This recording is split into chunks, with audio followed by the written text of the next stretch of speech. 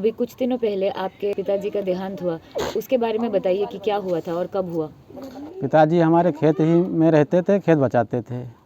यानी सुबह खाना पीना खा के यानी आ जाते थे। उस दिन यानी खेत देखने गए थे सुबह। टमाटर हमारे इधर लगे हैं, उसी साइड में गए थे। और वहीं पर उनको देखा, रगदा लिया और वहीं को घुटेल के मारने लगा।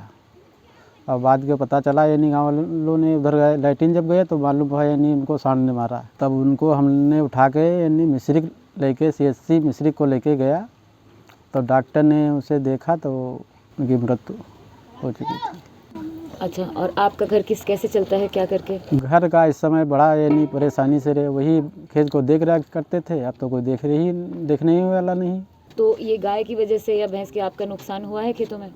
खेतों में यानी का अब देखने वाला है नहीं, अब जानवर आते हैं, कोई हकने ही नहीं जाता है। अब तो घर से ही नहीं निकल रहे हैं गांव के लोग, सांड के डर से। सांड की डर से। यानी अभी कुछ देर बाद देखना, यही गांव में आके कम से कम 20 यानी सांड बैठे गए यहीं गांव में। According to the livestock census, Uttar Pradesh had 1.6 million cows in 2019, which shows an increase of 17% from 2017. The ban on slaughterhouses has also led to rise in cases of cow vigilantism, especially against Muslims and Dalits. According to an investigation carried out by Indian Express between 2018 to 2020, it has been found that 1/3 of the 120 cases registered under NSA in that period to be against Muslim men accused of cow slaughter. Uttar Pradesh is also the state which witnesses the highest number of cow vigilantism cases. One of the first and most publicized cases of cow vigilantism came early in 2015 when Muhammad Akhlaq, father of an Indian Air Force officer, was lynched in Dadri upon suspicions of carrying beef. In 2018, at least 21 attacks that took place on people were related to cows, and 4 of those resulted in public lynchings. Between 2010 and 2020, India witnessed 97 cow-related crimes, and 98% of these took place after 2014 when BJP came to power at the center. आपको सांड ने मारा था, ये कब हुआ और कैसे हुआ और मतलब उस दिन क्या हुआ, बताएं थोड़ा। हम खेत को आए थे और खेत से जा रहे थे तो वो सांड मारू था और हमने उसको देखा नहीं। वो पेड़ के नीचे खड़ा था और गाय के लगे में आ रहा है। वो जाना कि हमका छेड़ने आते हैं। वो गाय उठा के यहाँ पेड़ के सामने दौड़ा तो हमका फेंक दी। जब फेंक दी तो आगे तार लगे रहे, तो तार नहीं मारे, हम भाग ही नहीं पाना। अगर जो तार ना लगे होती तो भागी तो शायद बर्द ना मारी पावत।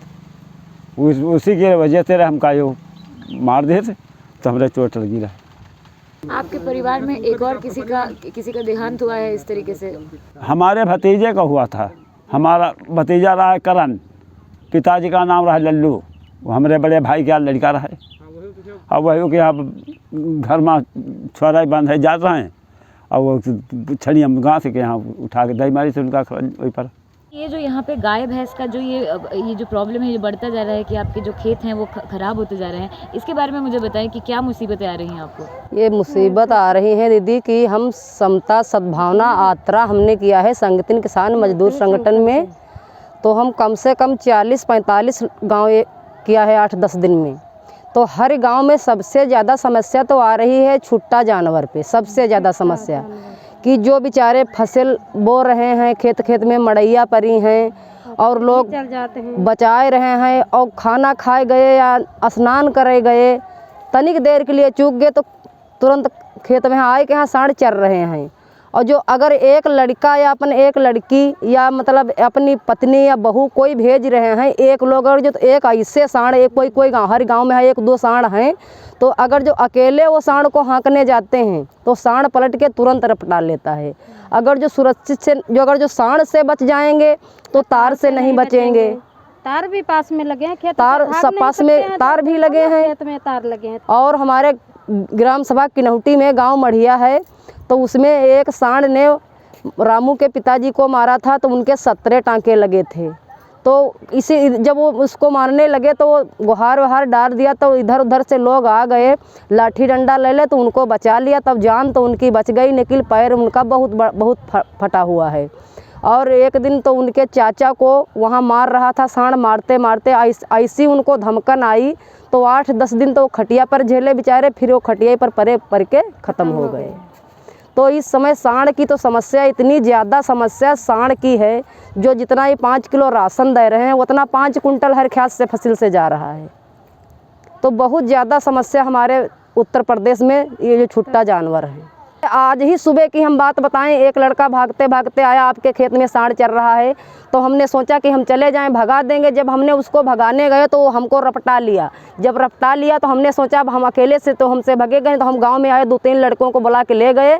इतना बड़ा सांड है कि पूरी मतलब डाला में एक ही जानवर आ जाएगा, और जिसको देखो उसको फसल आराम से जब खेत में डट के खा लेता है, तब वो फसल खेत से हटता है।